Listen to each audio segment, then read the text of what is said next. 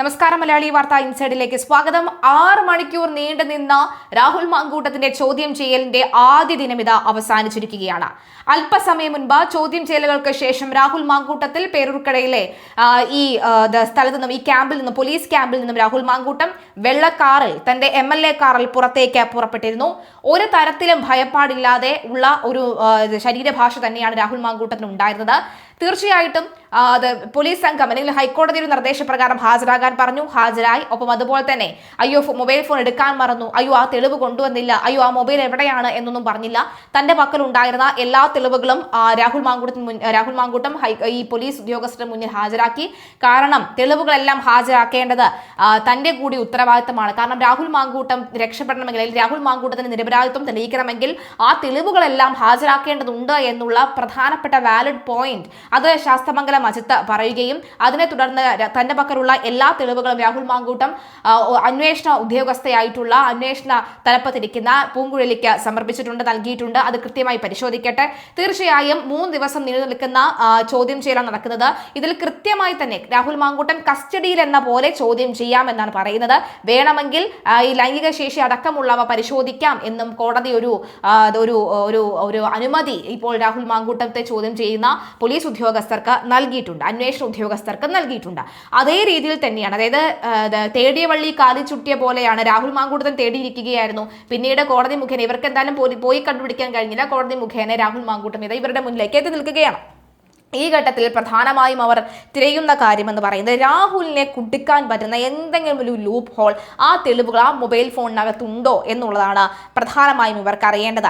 അതായത് രാഹുൽ മാങ്കൂട്ടത്തിന്റെ നിലവിലെ ഒരു സാഹചര്യം മനസ്സിലാക്കുകയാണെന്നുണ്ടെങ്കിൽ, രാഹുൽ നിലവിൽ ഇപ്പോൾ എല്ലാ കേസുകളിലും രാഹുലിനെതിരെ ഇപ്പോൾ 3 പരാതികളാണ് ഉണ്ടായിരുന്നത്. ഈ 3 പരാതികളിലും രാഹുലിന് ജാമ്യം കിട്ടിയിട്ടുണ്ട്.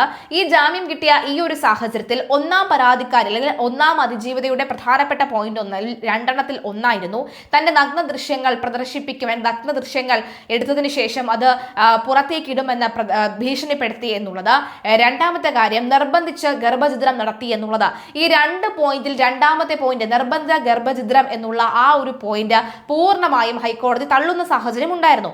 അതായത് പൈൽസ് മുഖ്യം ബിഗ് എന്ന് പറയുന്ന പോലെ ഈ പറയുന്ന രാഹുൽ മാങ്കൂട്ടം നിർബന്ധിച്ച് ഗർഭഛിദ്രം നടത്തിയതല്ല, 2 പേർക്കും ഉഭയകക്ഷി സമ്മതപ്രകാരമാണ് ബന്ധപ്പെട്ടത്. അതുപോലെ തന്നെയാണ് ഈ ഗർഭഛിദ്രം നടത്തിയതും 2 പേരുടെ സമ്മതപ്രകാരമാണ് എന്നുള്ള രണ്ടാമത്തെ പോയിന്റ് പൂർണ്ണമായും ഹൈക്കോടതി തള്ളിക്കളയുകയും 2 പേരും സമ്മതപ്രകാരമാണ് നടന്നത് എന്ന് വാദിക്കുകയും അത് കൃത്യമായി മനസ്സിലാക്കുകയും ചെയ്തു. ഇതിൽ ഒന്നാമത്തെ പോയിന്റ് ആയിട്ടുള്ള ഈ ലൈംഗിക ബന്ധത്തിന് അതിനുശേഷം ഈ പറയുന്ന പോലെ തന്നെ ഈ നഗ്ന ദൃശ്യങ്ങൾ പകർത്തി എന്നുള്ള പരാതിക്കാരിയുടെ പ്രധാനപ്പെട്ട ആ പോയിന്റിൽ കൃത്യമായി തന്നെ വാദിക്കാനുള്ള സ്വാതന്ത്ര്യം പരാതിക്കാരിക്ക് ഹൈക്കോടതി നൽകിയിരുന്നു.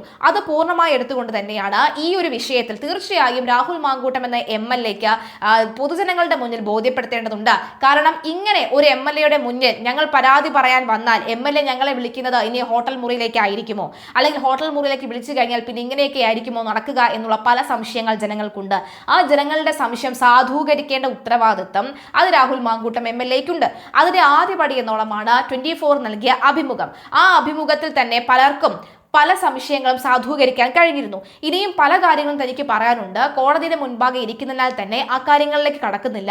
മറിച്ച് കോടതിയിൽ നിന്നും കൃത്യമായി എന്നാണോ ഒരു വിവരം ലഭിക്കുന്നത് അന്ന് തന്റെ പക്കലുള്ള എല്ലാ തെളിവുമായി ബന്ധപ്പെട്ട എല്ലാ കാര്യങ്ങളും താൻ ജനങ്ങൾക്ക് മുന്നിൽ ബോധ്യപ്പെടുത്തും എന്ന് തന്നെയാണ് പറയുന്നത്. ആവർത്തിച്ച് രാഹുൽ മാങ്കൂട്ടം എന്ന് പറഞ്ഞ ഒരു കാര്യമെന്ന് പറയുന്നത് ഒരു സ്ത്രീയുടെ ഒരു സമ്മതമില്ലാതെ, അവരുടെ ഒരു സമ്മതമില്ലാതെ തൊടുന്നത് പോട്ടെ, ഞാൻ ഒരു ഷേക്ക് ഹാൻഡ് പോലും കൊടുക്കാത്ത ഒരു വ്യക്തിയാണ് ഞാൻ. സ്ത്രീ സമ്മതിച്ചിട്ടുണ്ടെങ്കിൽ മാത്രം ചെയ്യുന്ന, ഷേക്ക് ഹാൻഡ് പോലും കൊടുക്കുന്ന ഒരു വ്യക്തിയാണ് ഞാൻ. അതുകൊണ്ട് തന്നെ 2 പേരുടെ സമ്മതപ്രകാരമാണ് ഇതെല്ലാം നടന്നത് എന്ന് പറയുന്നു. ഇനി അറിയേണ്ടത് ഈ പറയുന്ന പോലെ തന്നെ ഈ ദൃശ്യങ്ങൾ പകർത്തിയത് യുവതിയുടെ കൂടെ സമ്മതത്തോടു കൂടിയായിരുന്നോ എന്നുള്ളതാണ്. പല സ്ത്രീകൾക്കും ഇപ്പോൾ പറ്റുന്ന അബദ്ധമാണ്. സ്നേഹത്തോടു കൂടി ഇരിക്കുമ്പോൾ യുവാക്കൾ ചോദിക്കുമ്പോൾ തന്നെ നഗ്ന ദൃശ്യങ്ങളൊക്കെ തന്നെ അയച്ചു കൊടുക്കാറുണ്ട്. ഇത് നമ്മുടെ കേരളത്തിൽ നടക്കുന്ന കാര്യമാണ്. പലരും ഇത് ചെയ്തിട്ട് അയ്യോ പൊത്തോ എന്ന് പിന്നീട് വിഷമിക്കുന്നത് നേരിൽ കണ്ടിട്ടുള്ള അനുഭവം കൂടി ഉള്ളത് കൊണ്ടാണ് പറയുന്നത്. പലരും സ്നേഹബന്ധത്തിലിരിക്കുമ്പോൾ ഇത്തരത്തിലുള്ള ദൃശ്യങ്ങൾ കൈമാറുന്നു. എന്നാൽ പിന്നീട് ഇവർ അത് വെച്ച് ഭീഷണിപ്പെടുത്തുന്ന സാഹചര്യം ഉണ്ടാകുന്നു, പുറത്തു പറയാൻ പറ്റാത്ത അവസ്ഥ ഉണ്ടാകുന്നു, പോയി ആത്മഹത്യ ചെയ്യേണ്ട ഒരു സാഹചര്യം ഉണ്ടാകുന്നു. ഇങ്ങനെ എത്രയോ ആത്മഹത്യകൾ നമ്മുടെ നാട്ടിൽ നടന്നിട്ടുണ്ട് എന്നുള്ളതാണ്. പക്ഷെ മറ്റു ചിലർ ഇത് രണ്ടും പരസ്പരം അയച്ചു കൊടുത്തതിന് ശേഷം പിന്നീട് അത് ഈ ആണുങ്ങൾക്കെതിരെ തന്നെ ഉപയോഗിക്കുന്ന ഒരു ആയുധമാക്കി മാറ്റുന്ന ഒരു സാഹചര്യം ഒക്കെ ഉണ്ടായിട്ടുണ്ട്. ഏതായാലും കോടതിയുടെ മുന്നാകെ ഇരിക്കുന്ന ഒരു കാര്യമാണ്. ഇപ്പോൾ അന്വേഷണം ഊർജിതമായി നടക്കുന്നുണ്ട്. അതുകൊണ്ട് തന്നെ ഈ ഒരു സാഹചര്യത്തിൽ കോടതി കൃത്യമായി അന്വേഷിക്കട്ടെ, അല്ലെങ്കിൽ പോലീസ് സംഘം കൃത്യമായി അന്വേഷിക്കട്ടെ. പേരൂർക്കട അഗസ്ത്യ ഗസ്റ്റ് ഹൗസിലാണ് ചോദ്യം ചെയ്യൽ നടന്നത്. വൈകിട്ട് 4 മണിയോടുകൂടി ചോദ്യം ചെയ്യൽ പൂർത്തിയായി രാഹുൽ മാങ്കൂട്ടൻ പുറത്തേക്ക് വന്നു. ഇനി നാളെയും ചോദ്യം ചെയ്യാൻ തുടരും. ഇന്ന് ചോദ്യം ചെയ്യലിന് ഹാജരാകണമെന്ന നിർണായക തെളിവായ മൊബൈൽ ഫോൺ പരിശോധിക്കാനായി കൈമാറണമെന്നുമുള്ള കർശന ഉപാധികളോടുകൂടിയാണ് ജാമ്യം ലഭിച്ചത്. മറ്റ് 2 ബലാത്സംഗ കേസുകൾ നേരത്തെ കീഴ്ക്കോടതികൾ രാഹുലിന് ജാമ്യം അനുവദിച്ചിരുന്നു. ഇതിൽ രണ്ടാമത്തെ കേസിൽ സുപ്രീം കോടതിയിലേക്ക് അതിജീവിത പോകുന്നൊരു സാഹചര്യം ഉണ്ടായിരുന്നു. തെരഞ്ഞെടുപ്പ് അടുത്തിരിക്കെ രാഹുൽ മാങ്കൂട്ടത്തിന് ആശ്വാസമാണ് ആദ്യ കേസിലെ മുൻകൂർ ജാമ്യം. ഈ മാസം 16, 17, 18, അതായത് നാളെ, മറ്റൊന്ന്, അത് കഴിഞ്ഞുള്ള ദിവസം, ഈ തീയതികളിലാണ് രാവിലെ 10 മണി മുതൽ 4 വരെ ചോദ്യം ചെയ്യലിന് ഹാജരാകാൻ നിർദ്ദേശിച്ചാണ് ജസ്റ്റിസ് കൗസർ ഇടപ്പക്കത്ത് മുൻകൂർ ജാമ്യം നൽകിയത്. ഉഭയകക്ഷി സമ്മതത്തോടെയുള്ള ബന്ധമാണ് ഇരുവരും തമ്മിലെന്ന് വാട്സാപ്പ് ചാറ്റുകളിൽ നിന്ന് വ്യക്തമാകുന്നത് എന്ന് കോടതി നിരീക്ഷിച്ചു. ഗർഭഛിദ്രം യുവതിയുടെ സമ്മതപ്രകാരം എന്നും മരുന്ന് എത്തിച്ചത് യുവതിയുടെ ആവശ്യപ്രകാരമാണ് എന്നും ചാറ്റുകളിൽ നിന്ന് വ്യക്തമാകുന്നുണ്ടെന്നും കോടതി പറഞ്ഞിരുന്നു. രാഹുലാണ് മരുന്ന് എത്തിച്ചതെങ്കിലും ഇക്കാര്യത്തിൽ പ്രതിയുടെ മാത്രം നിർബന്ധമായിരുന്നോ കാരണമെന്ന് പരാതിക്കാരിക്ക് വിചാരണ വേളയിൽ തെളിയിക്കാമെന്നും ഉത്തരവിൽ പറയുന്നുണ്ട്. എന്തായാലും നിലവിലെ സാഹചര്യത്തിൽ ഈ ഘട്ടത്തിൽ പരാതികളിലെ പരിശോധനകൾ നടക്കട്ടെ. പരിശോധനയിൽ കൃത്യമായി അഗ്നിശുദ്ധി വരുത്തി എംഎൽഎയുടെ സ്ഥാനത്ത് നിൽക്കട്ടെ. ഇല്ലെങ്കിൽ അതിജീവിതയോടൊപ്പം ജനങ്ങൾക്ക് നിൽക്കണമെന്നുണ്ടെങ്കിൽ നിൽക്കാം. എന്തായാലും ഇതിന്റെ നെല്ലും പതിരും തിരിച്ചറിയണം. നെല്ലും പതിരും മാറി എന്താണോ ശരി, എന്താണോ തെറ്റ് എന്നുള്ളത് അറിയേണ്ട ഉത്തരവാദിത്വം ഇവിടുത്തെ ജനങ്ങൾക്കും ഉണ്ട്.